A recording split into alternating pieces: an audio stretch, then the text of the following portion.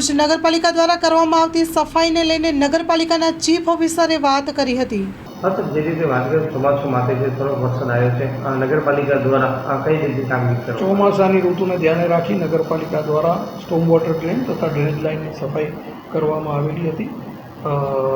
જે 2 દિવસ પહેલાં જે વરસાદ પડ્યો તેમાં અમુક જગ્યાએ ક્ષતિઓ જણાઈ હતી।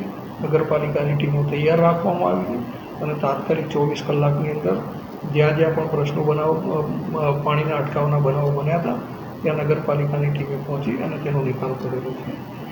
તેમજ ચોમાસાની ઋતુ પૂરી થાય ત્યાં સુધી નગરપાલિકાની ટીમો તથા મશીનરી કાર્યરત રહેશે અને આવી કોઈ પણ ઘટના ના બને તે માટે તકેદારી રાખવામાં આવશે।